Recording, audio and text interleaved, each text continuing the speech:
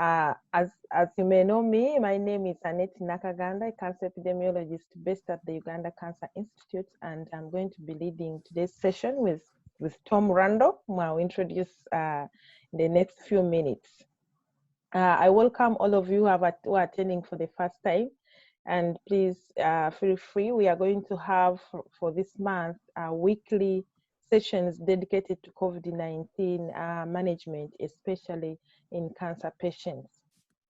So today's session is mainly about cancer care planning. We want to plan on how to manage patients' care during the COVID-19 pandemic. And we are going to discuss various approaches and considerations to ensure that safe management of patients' care in this pandemic is really optimal. So you are all welcome to this important discussion. And before I invite the first speaker, I want to let you know that we are scheduled to have two short presentations today, one by Dr. Achite and another one by Dr. Francois, and which will be followed by the detailed discussions of how we can do things better. And I would like to remind you to mute your microphones, please, if you are not speaking. And also to use the chat window to introduce yourself, post any questions, or put any comment at one point in time. I will also request you, if your bandwidth permits, to turn on your video, because we prefer interacting with you when we are seeing your faces throughout the discussion. And also to let you know that this session is going to be recorded and they will be sent out to you after the discussion. So at this point, we normally, according to your agenda, we are supposed to start with a case presentation from Dr. Francois, but he looks like he's caught up.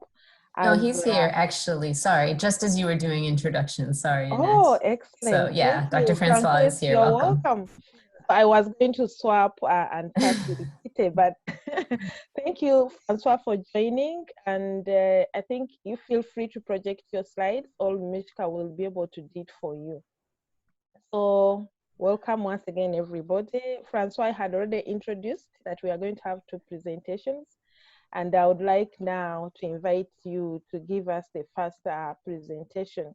Our colleagues, allow me to introduce Francois briefly. Francois is a physician based in Rwanda and is the manager of the non-communicable disease division, which includes cancer diseases, cardiovascular diseases, diabetes, and other metabolic diseases and injuries and disabilities at Rwanda Biomedical Center, which is the implementing agency of Rwanda Ministry of Health.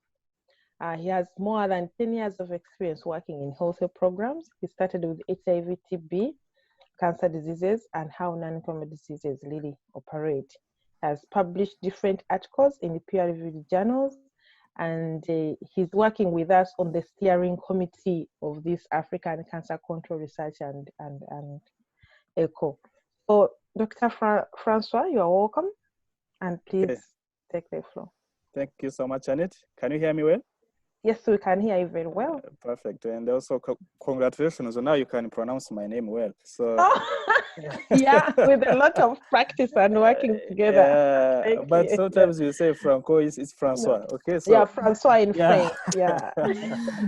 So, without joking, sorry, take you through quickly. What you are doing just during these challenging times to help our cancer patients to continue receiving their treatment. So I think Mishka can go to the next slide. So this one was just it's a title. Who is moving the slides? Mishka or Annette? Can you see the second slide? Mishka will be able to. No, I can't see it. I can't see it. I keep having these troubles with slides. All right, let me try it again. Apologies all. If I'm not able to, Christine or Annette, do you have ability to share? May I seeing the second slide? From my side? Yeah, please do. Please try from your side. Let me see if I can do it from my side, yeah.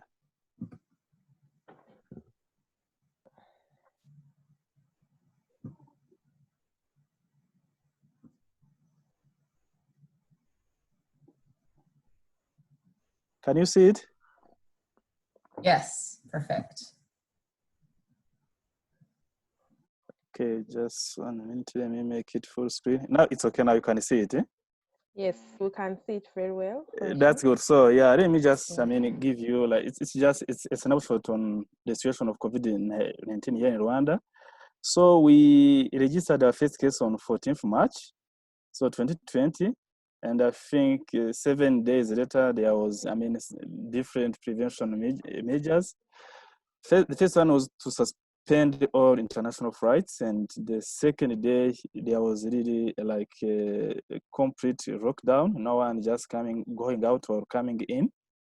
So it has helped a lot to control just this epidemic here in Rwanda. And recently, I think last week, that's when, after seeing that we don't have community transmission, don't have, cases or, trying to control the epidemic, there was partial lockdown, if I can call it, for 14 days.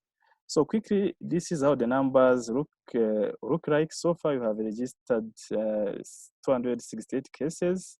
Among them, 130 have totally have recovered. So we still have 138 cases, active cases. But so far, we are lucky enough as we don't have any deaths so far due to COVID-19. So if you look at really some, the details regarding the age distribution, so the majority of our patients are between 30 and 49 years old. Maybe they're the ones moving, traveling a lot. And even if you look at the right side, so among those 268 cases, again, a good number of them, they are imported cases, meaning people that came from outside. Only 93 cases, there were those ones that got into contact with, with those people that came from outside. We are calling them like the local contacts. So regarding the gender, so the majority again of our patients are males. So around 80%. Maybe men are moving a lot, are traveling a lot.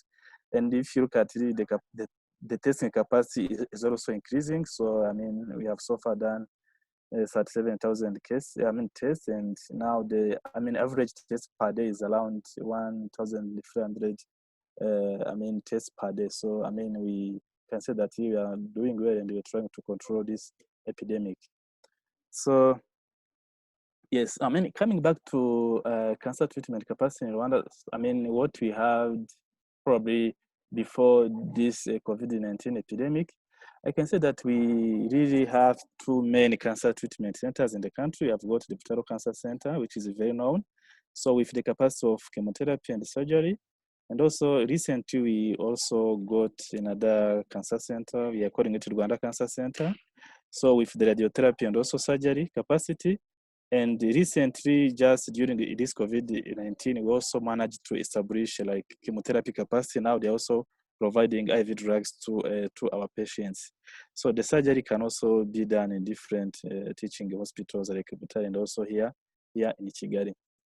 So, given the current situation as people cannot move freely from their home to different treatment centers, there is no public transportation, people are fearing and going just in health cities because they think that there is a lot of infections there. So we thought a lot about really our patients with chronic diseases, especially those patients with cancer. So here you can see some key like measure strategies that we put in place to be able to continue providing care to our cancer patients. So first, of course, in collaboration with our partners, especially partners in health, we quickly established an infusion center at Rwanda Military Hospital because before chemotherapy capacity for many patients was at Butaro Cancer Center, and it was not really easy to, given the kind of situation to send or, everybody to go to Butaro. So we thought about having a second infusion center so that people that are in Kigali and also nearby districts can go to Rwanda Cancer Center. For people who knows it, it's just nearby Rwanda Military Hospital. So imagine to have this infusion center so that we can have got now 2 centers that can provide drugs. And again, we worked a lot on patient navigation system. Make sure that really now we have got people that are managing patients' appointment, make sure that patients are coming, calling patients, looking in the system, the electronic medical system, to see, those patients that have to come, patients that are on medication, which regimen, patient that should come for the radiotherapy.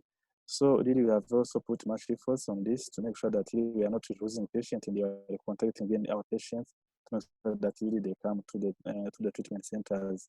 And again, as there was no transportation, we are providing free transportation. Of course, we have got coasters, we've got jeeps going, all over the country, picking those patients that should come for IV chemotherapy, for the radiotherapy, and then once the treatment, the cycle is over, those same cars take those patients back to their home.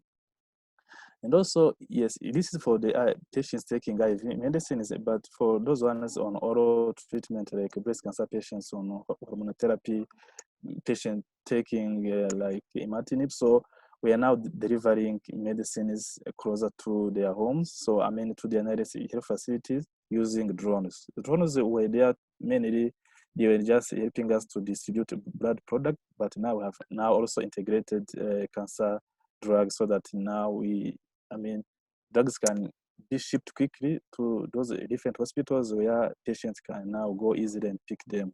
And again, you have also trained those doctors working there on using those oral medicines. So, and again, once patients come at the treatment centers, make sure that the prevention measures are very well followed, so that we can really prevent the transmission. So, and again, have worked a lot on the appointment system to make sure that really there is no waiting time once patients are at the treatment centers. So they come, especially, let's say, for the radiotherapy, you know how much time it will take to treat one patient, and then we invite the second one once you know that really those ones that have finished the treatment are not yet there. And again, for patients coming from far from Kigali or from Butaro, we are also providing free accommodation, so that they are probably, especially those coming for the therapy, so the time you know that it's free day treatment, so they are staying there and probably go to home on the weekends and also bring them back the next Monday. And again, the nutritional support, as people are not working these days, so we are also trying to provide the nutritional support through the corridors. We are also doing it not only for cancer patients, but also for those other poor people that really cannot find just food, given this current situation. Palliative care services, so we had the different support organizations. We're also supporting them so that they can also go and provide palliative care services at home, especially, of course, where possible. And also surgery, so we have continued, but of course, the numbers have decreased, especially for those cases. We continue giving surgery.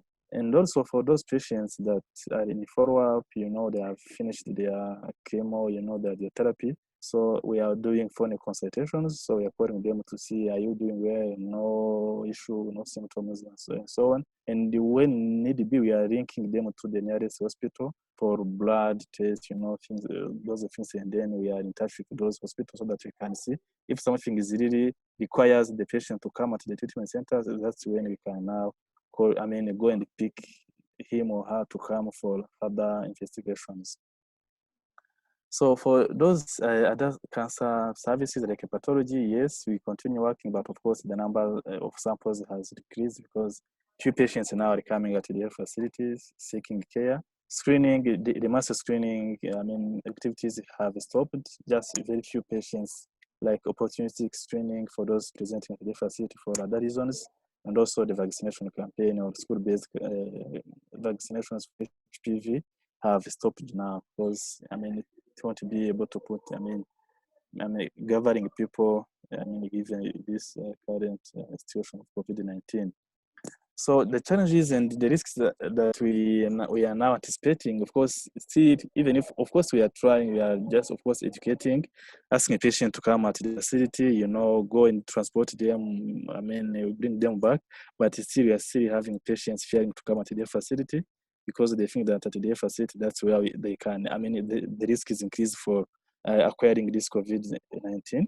And again, so far we don't have any issue of stock out, but we think that once, I mean, for some products, not drugs, there are shipment issues. So we think that there might be a risk of having stock out and also some more consumables if this continues.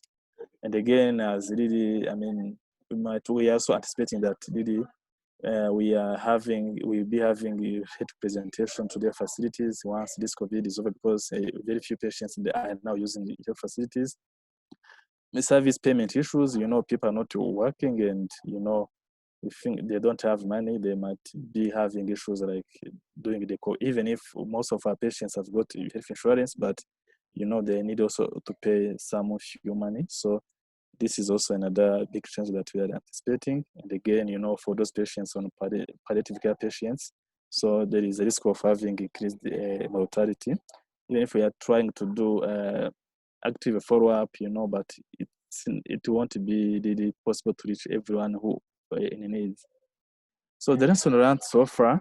So I think we are happy that there has been an excellent government coordination of all different partners involved in COVID response, but also considering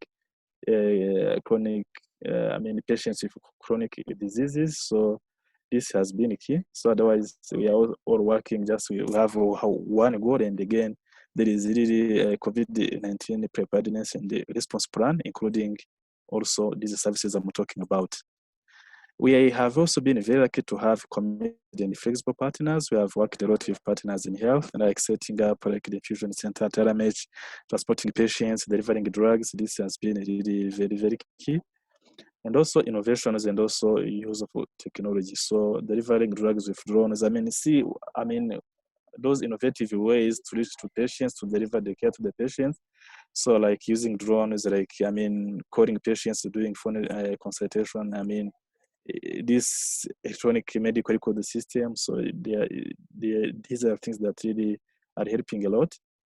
And also having patient-centered interventions. This is also very key. And again, there has been a strong collaboration with other sectors like the police, the local government, transportation companies. So this really, it's like just working as a team to make sure that really we are supporting our people, our patients. Just a few questions before I close this. So, and again, I don't know, maybe we can hear from others how, they are continuing providing early detection of services during this period. And also, again, I'm thinking more about palliative care patients. So how can we continue supporting our patients, on palliative care given this current situation? So thank you so much. This is what I had to share with you. Maybe more clarification during discussions. Thank you so much. Yeah, thank you so much, Dr. Francois. This is really a good presentation and a good grasp of what is happening on the ground. So to remind you, please post your questions on the chat window, all comments, or you can hold on to the question and ask it verbally at the end of our short presentations. We have time protected for really discussions at the end. So at this point, allow me invite the next speaker, who is Professor Frederick Tite Asira. Frederick, I'm really honored to invite you and to have your time today. Frederick is an internal medicine physician and a medical oncologist, as well as a hematologist based in Kenya. He's the director of International Cancer Institute in Kenya, whose activities and programs are done with various strategic partners in more than 16 counties in Kenya and several countries in sub-Saharan Africa. He's also the program director and principal investigator of the Blueprint for Innovative Access program, which brings various implementing partners together to work on comprehensive cancer control across the patient's journey, from advocacy, screening, early detection, and optimal diagnostics, as well as optimal therapies, research, survivorship, and palliative care. He was also previously the director of academic model providing access to health care, known as AMPATH, Oncology and Hematology programs from 2011 to July 2019. So Frederick, we are really happy to have you, and over to you. Thank you so much. I hope you can hear me. Yes, we can And hear you can well. see my slides. Yes. Okay, thank you so much. Thank you for that introduction and also the previous presenter for what you presented. I'm going to discuss a little bit about the cancer care planning that we are doing in our setting. International Cancer Institute works, as we've already established, with counties, and we are also in various counties. So I'll talk mainly about our experiences during this period in Kenya. And we have a clinic for care and research here in Eldoret, but we also have other county government clinics that we help run on cancer care. Some we've established them from the beginning with these counties as listed. The pillars we look at mainly are usually clinical care, education and training, community health. We also work very closely together with their leadership and administration to improve quality of care that is given along the continuum of patient care, as well as data management and pathology and telepath. Now, we've actually established from our own practice is that the most vulnerable groups during this period in our country are those who are symptomatic but they are undiagnosed. So we keep getting phone calls. I'm having a lot of night sweats, I have a swollen neck, I have some lymph nodes that are swollen. What do? I can't go to the clinic right now. And also the ones who had been newly diagnosed at the time of this period before the lockdowns and all, they are very confused about where to go for their care. And then another most vulnerable group is those ones who are on current active treatments, the ones who are receiving chemotherapy. There are patients who've gotten like 2 cycles or 3 cycles of their breast cancer treatment, and they were meant to go to Nairobi for additional cycles. However, because of Nairobi being on lockdown from other counties, they cannot access that, so they are coming either to our clinics or some clinics within our centers. Those who are getting radiotherapy, most of radiotherapy in Kenya is actually regionalized. We have one in Eldoret, but almost all the others in Nairobi. And so when it's on lockdown, we have a lot of radiation patients that really need continuity of their care. And then hospitals went on lockdown in terms of not doing any surgeries, and they considered non-essential, including cancer surgeries, which is really not true. And those who needed curative surgeries, like say stage 2 breast cancer, they call us and say, you know, I'm anxious, I'm nervous, what am I gonna do?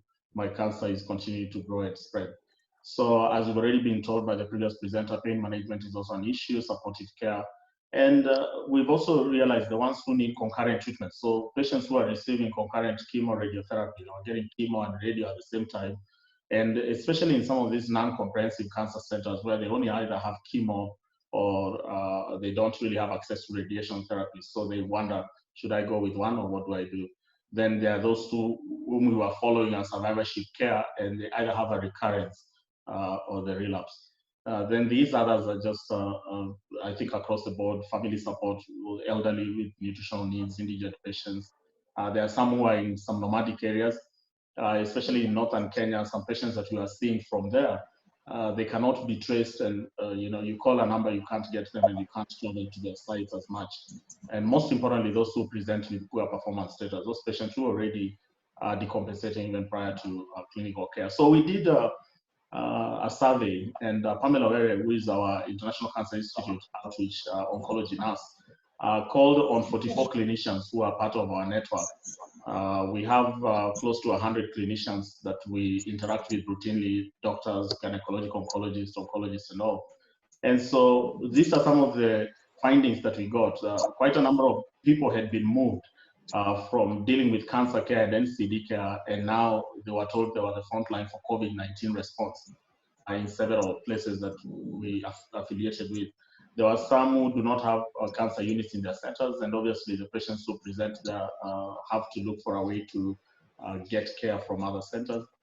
And high turnout, patient turnout due to lockdown in Nairobi. So one of our affiliated programs, that is the Meru County, they've seen almost 23-25% increase in the number of patients they are seeing on a weekly basis since the lockdown, because patients used to go to Nairobi for care in Aga Khan, Kenyatta National Hospital and others, but now they can't go, and they are coming to the regional hospital there, the county, Meru County Hospital. So the numbers are so huge, and it's very tough for the care at that point. And then some who are developing their units have been stopped due to COVID-19, and as everybody now is concentrating on COVID-19, the facilitation of patients' movement has been an issue.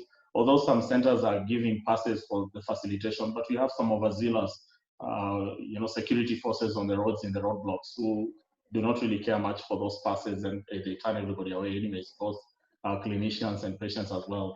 That's compromising our care too. And then we've noticed a lot of low turnout, especially for those who are coming for just clients coming for breast and cervical screening. And this is across the board. Patients are generally not accessing regular care in the hospitals at the moment, not because the hospitals are closed. Some it's because of that for other care. However, most of them is because they are saying these are needles for infection, and these are places where they'll catch COVID-19 if they go. So if they don't have to go in, they don't have to go. So they just stay at home. And the message has always been stay home anyways. And then we have some patients who said we don't want doctors attending to us at this time because of COVID-19 cases within the hospital. So there's a lot of that. So I'll mention very quickly about the threats to optimal cancer care during COVID-19, which I've already gone through. There has always been inconsistent messaging about COVID-19, and all of us are really learning on the go here. And so we can't really blame someone. However, if we start stigmatizing those who may have symptoms or signs of COVID-19, then a lot of our NCD patients who may have practically sometimes similar symptoms will not really come for care. And in Kenya, patients were paying for themselves for the COVID-19. If you are being quarantined for that, you had to pay out of pocket. So our patient says, why would I go in to be tested to be positive and pay out of pocket? I think from yesterday, the government started paying for them, which is a relief. Then the lockdowns, obviously, few regional centers, and patients usually move a lot. Stigmatization, as I said, fever, cough, shortness of breath. My lung cancer patients, even when they start having a little more shortness of breath because they're having more fluid in their lungs because either disease is progressing for various reasons or they have pneumonia, they really fear coming. And some of them take 2, 3, or sometimes 2 weeks to even call and let you know. They think it's COVID. There are unsympathetic security forces on roadblocks, of course, even with travel passes, we've had some issues, and even for clinicians. And these ones I've already said, closure of some of our activities like surgery for cancer being called non-essential, and hopefully we should change that. So I want us to look more of the opportunities in this time. Teleclinics, we've done teleclinics with several county hospitals, including Makueni and Kakamega and several others. And every week we have 2 virtual team boards where we discuss patient care on Mondays and Thursdays like today. A time like now, actually one is going on at the moment. But we also give teleclinic support. There are patients we had seen in some of these centers, but we couldn't travel to those centers to see them for follow-up. And so what we do, we make a very good handover and send to one of the clinicians in the center, and then we are on hand on our computers to be able to support the care. We've signed MOUs with various companies for specimen drugs and supplies referral across several sites so that they can be referred on time. Good news is that some of these companies are still operating, and therefore we are able to get the biopsies that are being done in sites here in Eldoret for testing and giving the results. We've developed a lot of virtual preceptorships. Right now we have 19 virtual preceptorships from breast cancer to lung cancer to colon. These are usually 6 to 8 weeks in length, and they are for multidisciplinary approach. So we have general surgeons, residents, fellows, as well as clinicians, nurses, pharmacists, lab techs, those who are taking care of cancer patients. And basically, it's devoting 4 hours per week, twice a week, 2 hours twice a week. That's 4 hours per week for each of these courses. And it's very helpful in the sense that because we used to do a lot of face-to-face meetings, and now with the travel restrictions, we can't just wait. What we say is that for those who need skills training afterwards, then when we have lifting of restrictions, we can have a 2-week or 1-week face-to-face. Then a lot around patient care planning for each patient on treatment. So arranging substitute doctors. We've been receiving calls, but we've also called several doctors ahead of time and say, we have the following 4 patients that I don't think can make it to our site next week. So could you please give them this zoledronic acid, or give them this, we wanted to have a CBC done. So if you arrange and work with the patient, you can identify some of the sites this patient can go, and they don't all necessarily have to come to your site. And then we sometimes get medication. We've actually been sending quite a lot of medications on a daily basis to various doctors, sharing our protocols. And there are patients we are seeing here who are being followed up in Aga Khan in Nairobi. And part of it is sharing the protocol with the doctors so that we continue on the same protocol they were giving, so that when this is lifted, they can travel back to their doctors and just pick from where they left. The only issue is that we may have to support some of these patients for transportation and other needs. We have several patient navigators and coordinators that are calling each patient and looking at the specific needs. Some patients, remember mental health. We realize there are quite a lot of patients, whether it's anxiety, depression. The uncertainty of the situation at the moment is really making quite a lot of our patients, especially those who've just been diagnosed and need to be on care. This is an added layer of psychological torture for them. And so we are looking at partnering with various organizations. I know we've talked with Brenda, and she has linked us up to some organizations that can really help some of these patients to talk through some of their needs. We've developed what we call revolving fund pharmacy, so that we have some drugs over here that we can share with various counties. As most of you have noticed, if you have, we have a lot of social media engagement, especially patients want, when they ask a question, it's responded to immediately. We have quite a number of teams we've assigned to that. And then we ensure that patients call before coming to the clinics. We've implemented the COVID-19 screenings across our clinics, and from the security guard at the door and all those things that are required of us. Because we really want to also minimize patient movements from one place to another. Remember, when a patient comes, they come to one site, they get a biopsy, they go to another site for the reading of the biopsy, they come for blood drawing in the lab and all that. Most of our clinics, it's a one-stop shop. We want all these things to be done as comprehensively in one evaluation spot as possible to avoid a lot of movements and waiting in queues. End-of-life care discussions is something we can talk about. It's also a very huge concern of ours, and we have not really gotten around to this as well as we should. Survivors, support groups, warriors have really been very good. Some of them have robust social media presence, and we've been able to share with them some material that they can post on their walls. Some have as many as 5,000 followers, and we think this is really good to be able to come from them. Advocacy with the governments and county governments, some of them have stepped up with various things. And obviously, we talked about early detection. So all our mass screenings have been interrupted. We normally have a calendar schedule of 4 mass screenings every month. And so we've been doing this for a long time. And in a place like Meru, we've done 13 mass screenings for the last 1 year and screened over 15,000 women for both breast and cervical cancer. Those ones have been put on hold because of all this social distancing. However, we are assisting 6 clinics in those centers to develop their facility-based screening programs, so that by the time this is lifted, we can actually have a continuous screening program that is facility-based, that augments the mass screenings. Philanthropy is always needed. Thank you so much. Yeah, thank you so much, Peter. This is really a very good presentation. And to remind you, please, we are going to have a very good discussion at the end of this presentation. And I would like to invite, at this point in time, Dr. Tom Rando to take us through the discussion of various questions that are really put forward, first by the presenters, and then everybody is free to put in any question. So I'd like to briefly introduce Dr. Tom. Dr. Thomas Rando is a gynecologist, oncologist with an academic on combating the overwhelming burdens of death and disability from gynecological cancers locally and in low and middle income countries. He has had an extensive experience in the clinical management of gynecological cancers and has collaborated on multiple studies in gynecological cancers, including the 2R01 funded investigations on disparities of quality of care in endometrial cancer and ovarian cancer. Previously, he worked for the NCI Center for Global Health as an expert in cervical cancer, HPV-associated disease, and global surgery that included significant in-country consulting time spent in Uganda and Rwanda. Rando has now returned to active clinical practice as a oncologist at Massachusetts General Hospital. He has ongoing research projects in cervical cancer prevention and treatment in Rwanda, Uganda, and South Africa. He's a co-chair of the Global Curriculum Program, through which the International Gynecological Cancer Society is organizing and supporting gynecology oncology fellowship training in low-middle income countries. As an affiliate faculty for the Harvard Medical School, Department of Global Health and Social Medicine. He's an active member of the program in Global Non-Communicable Diseases and Social Change. He also works as an advisor for Partners in Health with the focus of cervical cancer and building in surgical oncology capacity. So we are honored today to have him really moderate this discussion. And please, Tom, you can take over.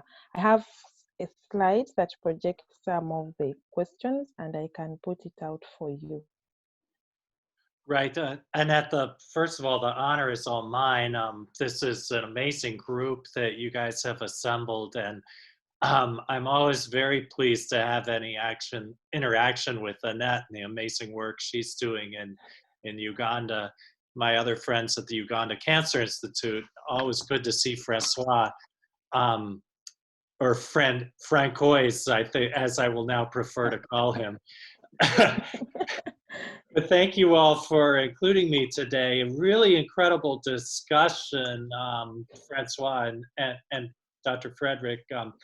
I think if we were looking at this as qualitative research, a number of really interesting themes came out, and it's hard to know where to start and where best to put our time. But I think there are multiple logistical challenges to delivering cancer care and cancer prevention services in the face of COVID. I think we could go through, both of our speakers gave a number of strategies to overcome these challenges that really pushed us in the direction of doing things that we already thought we should be doing. And we could talk through those more. But I think there's also interesting issues of advocacy, of medical records, and I think particularly in terms of looking at ways that investment in technology and record keeping could help us with these challenges. And if I could just start with the last thing first, just to pick on Dr. Gopal, our director of the US NCI Center for Global Health, and who's so kind to join us, and Paul Perlman.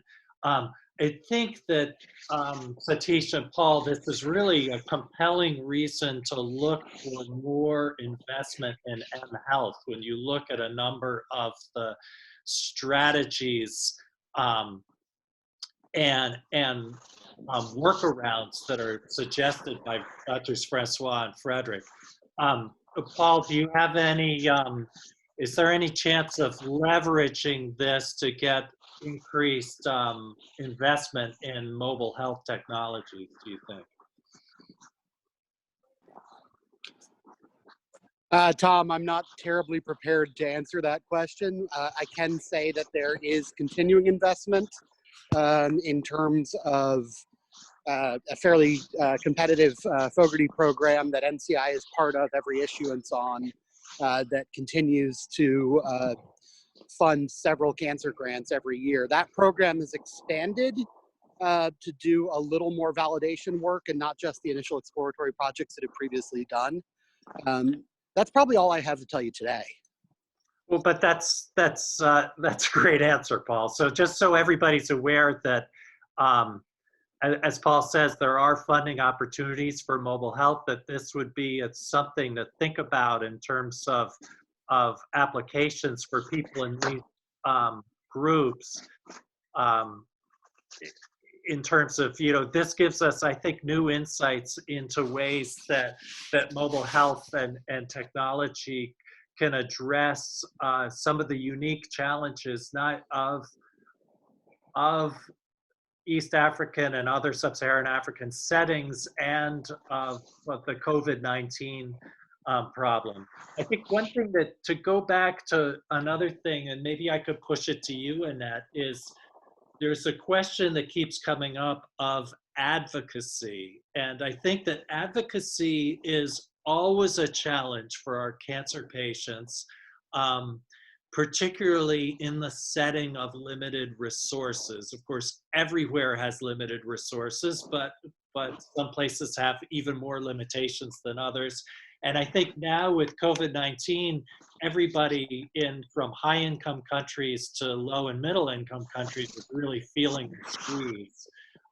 So everybody feels victimized and threatened. And how do we effectively continue to advocate for our patients with cancer under these circumstances? Yeah, that's really a very good question. I think advocacy is something that us who are in health may take it for granted that everybody knows, but it's not common knowledge to even know what to say when, and the packaging of the messaging. So I think we need to, first of all, get out and make sure that people know their rights, first of all, when it comes to cancer control. And two, the messages are really packaged well, because we have to do a lot of advocacy with our leaders, with our politicians, with the community. But how to do it is really an art and the science. And if we can have the civil society organizations really package these messages very well, ready for patients groups to take on, and also know which forums that can really be taken advantage of, when to say it, and especially in our community where not many people use the Twitter or Facebook, or, you know, so those are some of the things that, as much as we talk about it, the challenge is it's not being contextualized. How do we do it in an African setting? When do you talk to, what to say? And coupled with the lack of data, because talking about cancer without figures for everything, sometimes it doesn't bring out a lot of impact to whoever you are talking to. Those are some of the things that really make advocacy complicated. But what I would request is our colleagues, because, you know, cancer is a big thing, you know, from prevention. I myself am not in an advocacy group, and I tend to say, oh, that is for advocacy. But at least it is better that we are all told how we can advocate for, in our respective specialties along the cancer control care continuum, and what to say. And also track, if we could really have a good record of activities and people are awarded for it, like the way they are awarded for research, you know, what advocacy meetings have you done as a gynecologist, an oncologist, or a cancer researcher, when and when. I think that would also help us put the voice out, because cancer is not common knowledge, and we have to continue talking to our politicians, our leaders are using figures.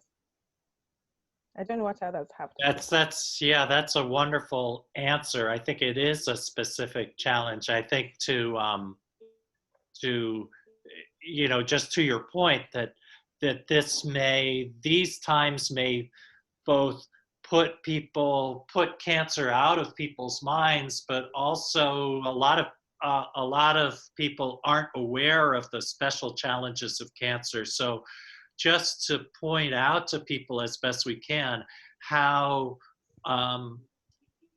cancer is an additional challenge, that they have it harder. Yeah, I think that's a great message. Benda, did you have something to share? Yes, thank you. Thank you, Thomas. Thank you. So this is Benda from Kenya. And I think on your question about advocacy, I think one of the things that I really loved about the presentation from Dr. Chite is that he actually spoke advocacy and what caregivers and what healthcare workers and what clinicians could be doing to advocate for patients' rights right now. Some of the things that stood out is he's clearly identified the needs of the patients and also clearly identified the challenges that they're facing. And that's usually the first port of call. What is the challenge that you're facing in your locale that could be different from others? Or that could be similar to others, so that we can learn from each other. The second thing that stood out was that he's building critical voices. So they're utilizing social media from patients who are already existing and who already have a lived experience that can be able to speak into it.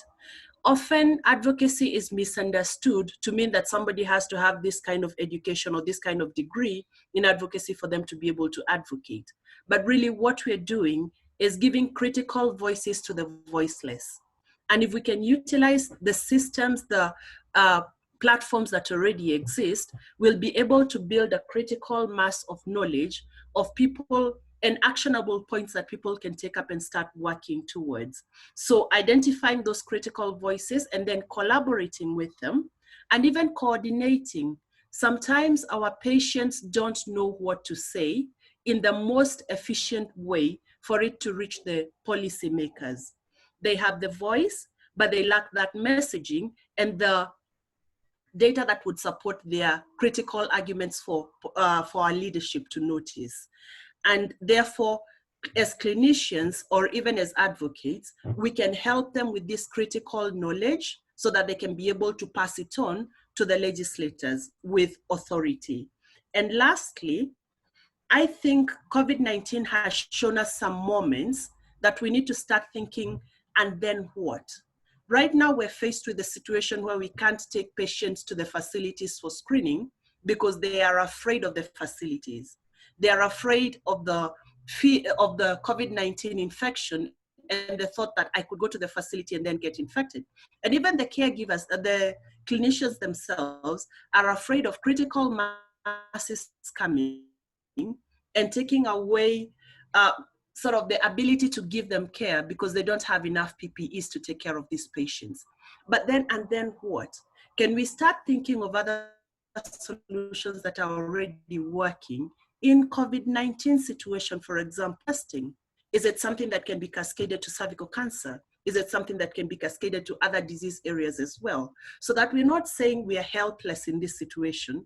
We are saying, what can we start planning now for the midterm to the long term? And how is COVID-19 going to change our perceptions of what used to be cancer care and what ought to be the new responsive cancer care in the situations that we find ourselves into? I'm very passionate about advocacy, and therefore I can go on, but I want to give others opportunity to also talk. Thank you. Thanks so much, Brenda. That was truly amazing. I think that's like what should go in Wikipedia under the soundbite for advocacy, honestly. But I want to, Christina had something to say, but I want to, after Christina, I want to get back to something really incredible you raised, Brenda, which is the and what, and how can we leverage the challenges of COVID-19 care into quality improvements and patient care improvements, patient experience improvements in the future, in the post-COVID world. What can we learn from this that will make cancer care better in the future? And I think that Dr. Chite, Dr. Uwinkindi showed us a number of those things that we can reflect on when Mishka shares the PowerPoints after the session, but I'd like to get back to talking about that in a minute. But first, Christina had some words. So thank you so much for allowing me to share my thoughts and also, to put some questions. I really enjoyed the presentation from Francois. Nice to see you again. I would like to actually raise 2 points. One is related to the COVID infection as such. I was really surprised, and I need to commend Rwanda again for the way on how they approach and how they did deal with this infection. Perhaps if Francois could share with me or with us a little bit more, if it is known about the epidemiology or about really the coronavirus in Rwanda, because for a country of 12 million patients, having only 200 diagnosed and no deaths, it's really a remarkable result.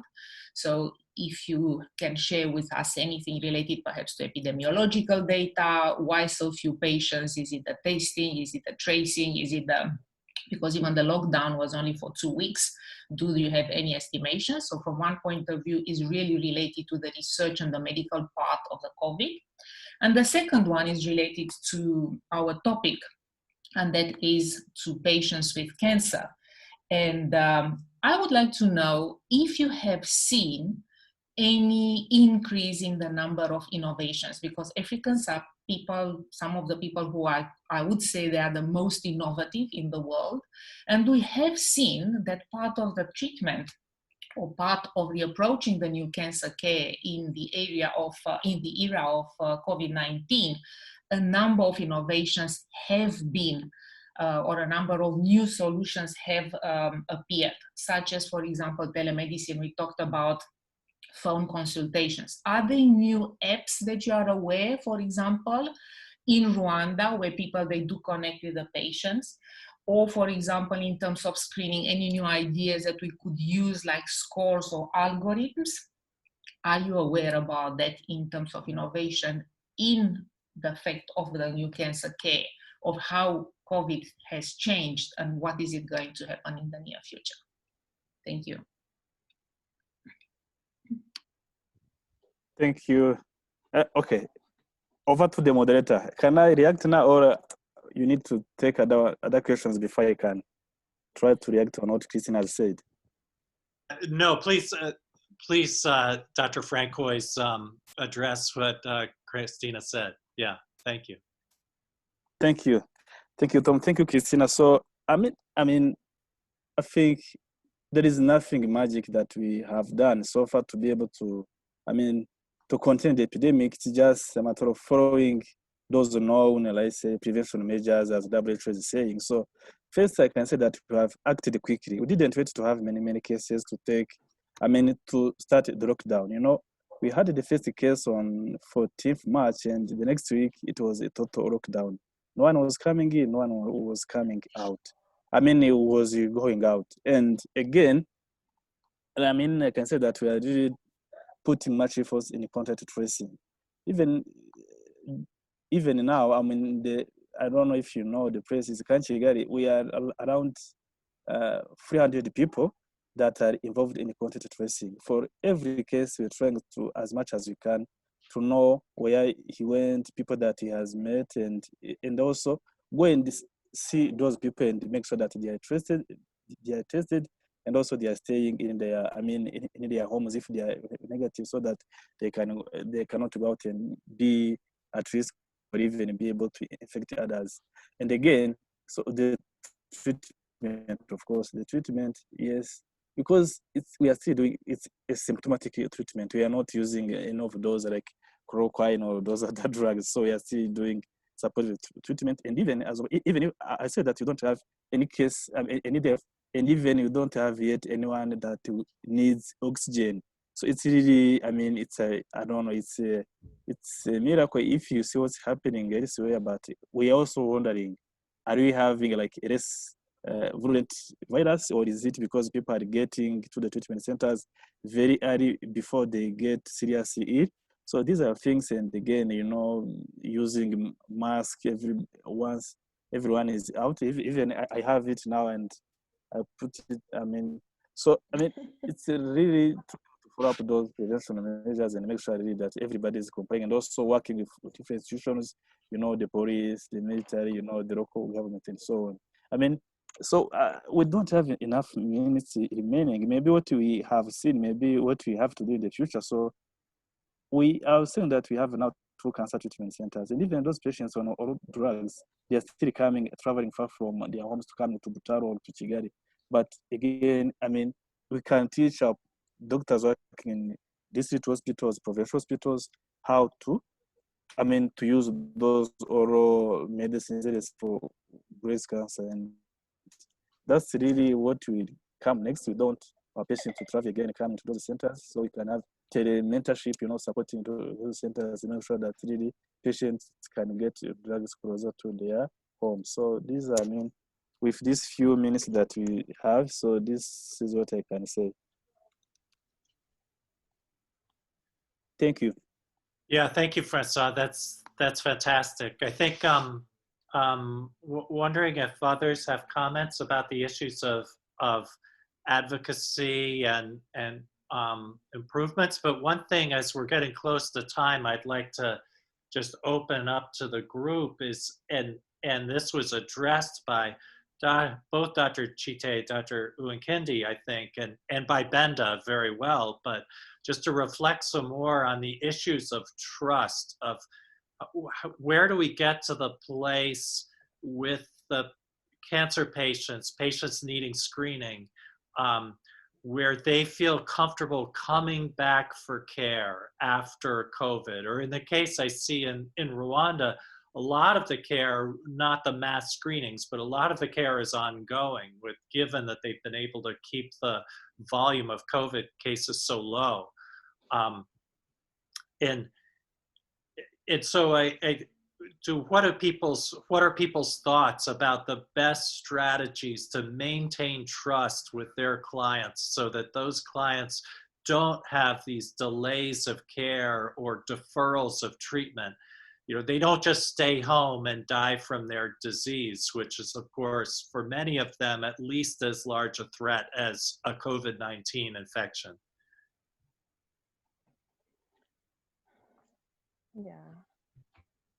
Yeah, I agree, Tom. It's really important. And my question was, we have so many questions, but in the interest of time, we may have. But my question is, how prepared are we, especially in Africa, with the PPE and infection control? Because I know this is not something we are doing well in our hospitals and cancer center. And just in case we have to attend to so many cases because of COVID, if this is something that has challenged the developed countries, I don't know, because the slow increase of the pandemic in African countries is giving us time to prepare for ourselves.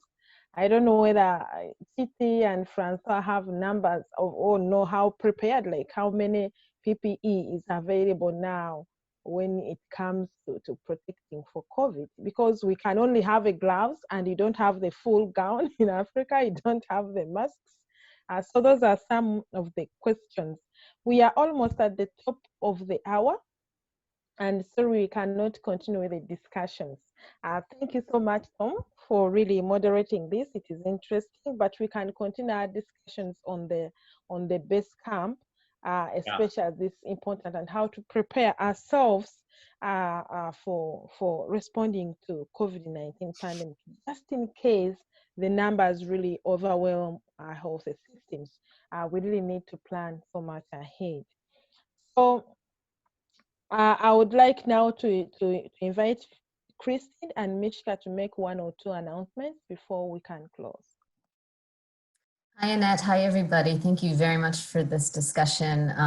And we can definitely continue it next week. Our next session will be the same time, next Thursday, May 14th. I've posted in the chat. You will all be getting an email follow-up. So thanks again, everybody, for joining today. Yes, thank you so much. Kristen, do you have anything you want to say? No, just to say thank you to everyone for logging in today. See you next week. Yeah. All right. Looks like we have come to the end of this session, and I would like to thank so much Francois and Chite for their time, as well as Tom Randall for really giving us his time to moderate this discussion. Thank you all for attending, and I look forward to seeing you next Thursday. Thank you. Bye-bye. Bye, everyone. Bye. Thanks, everybody. Bye. Bye, everyone. Thank you. Bye.